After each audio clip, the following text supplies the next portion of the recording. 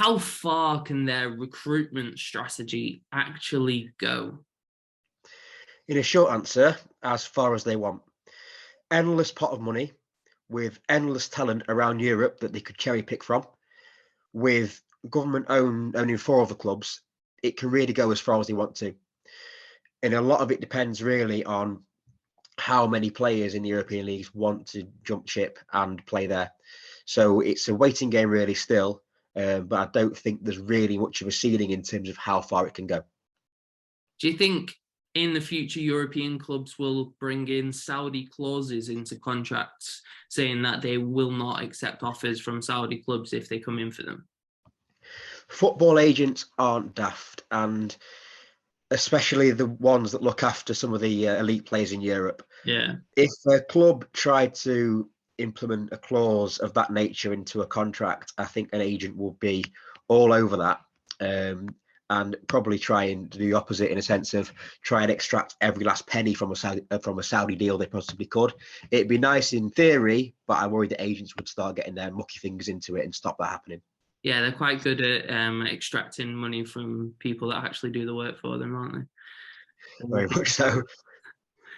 So I just feel like there comes a point where you get these players where that money isn't enough for them.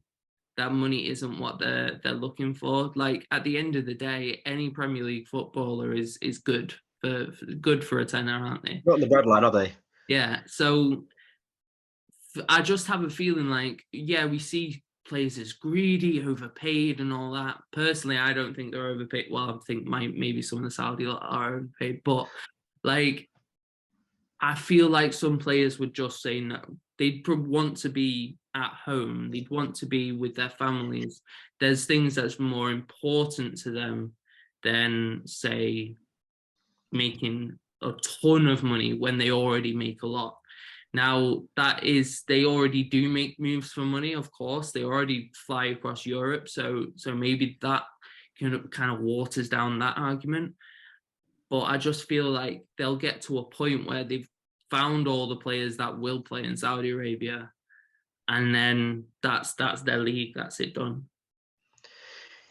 I agree. And I think there always will be players that play the game more than just for money. There'll be family ties to countries. There'll be sentimental. You'd hope there might still be some sentimental club ties to certain clubs, and they don't want to leave. As I mentioned earlier, there's a competitive edge to it as well. If the league isn't competitive enough and they're not playing in the UEFA Champions League and the Asian Champions League isn't strong enough yet, they might still want to push themselves and play in the strongest competitions in the world. And again, it comes back to how high the ceiling. If a lot of players do move over there, it's kind of you open the gate and the floodgates will open, but it just takes a few to cross that line first, for the floodgates to open. Yeah. Like you said, there will be a few that would like to stay, but money is more of a pull than I think we realise, unfortunately. Yeah, I think the thing I'm looking at is the biggest reference point for this massive groundswell in the Saudi Pro League is Live Golf. The golf competition that was created by Saudi to basically try and attract the top golfers in the world away from the PGA Tour. And they did that first by going after the older guys, the guys that were kind of on their way out, and giving them millions to go and play, because on the golf tour, if you're not playing well, you don't get paid. If you don't make the first 64 cut in the first 2 days of a tournament, you get nothing, even if you've had to pay money to be there. So they went for those older guys that were kind of dropping off a bit, paying them a steady wage of millions and millions to get them to play in that competition. Then they went after one or two big fish, and they got them. They managed to get them into that fold and away from the PGA Tour, because the ruling was if they were playing in Live Golf, you couldn't play on the PGA. But then I think there were players that stayed massively loyal to the PGA. You had Tiger Woods was offered an $800 million dollar a year contract to play on Live Tour, and he stayed in the PGA. He's doing nothing on the PGA Tour now. He's a broken man, quite literally. That car crash destroyed him. He can't play a full 18 without being severely hurt anymore. He could have made an 800 million for just turning up and playing, but he refused to. He wanted to play on the PGA. Rory McIlroy, one of the brightest stars in the world, refused millions and millions to play on the PGA.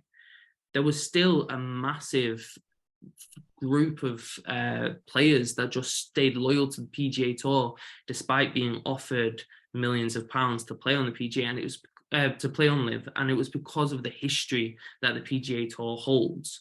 It was because of that tradition, that's what they've grown up with, so that's their dream to play in, that's what they want to do. And I feel like that would be emulated the same in football. There are players that have grown up dreaming of winning the Premier League, dreaming of winning the FA Cup, and especially dreaming of winning the Champions League, because they've seen so many players do it before. And I see those similarities, and I just feel like that has to be the case because those traditions and those historic elements are the same in golf as in football. Well said. Yeah, I definitely agree with regards to the Live Golf thing. And what we're seeing really is kind of a copy and paste effect of, you know, it worked for them initially to attract the older stars. Then once the competition's in place and there's a bit of hype around it, then to try and bring the younger ones in. And obviously that whole Live story has ended with the PGA essentially just caving in and accepting their fate as being the world's second most competitive golf tour. So, and that's only taken just over about a year, I think, since Live I was think formed. So the PGA was more in the case of, we can't have those players playing in 4 of our so the way it works was that you've got your PGA Tour, and then you've got your 4 kind of almost like tennis, like Grand Slams. Like, I'm going to be not that much of a golf fan, but I do like it. But so the Live Golf players could play in those 4 majors, but they couldn't play on the PGA Tour. And I think the PGA were a little bit like, we can't really have them winning the 4 majors and then, you know, pissing back off. Yeah.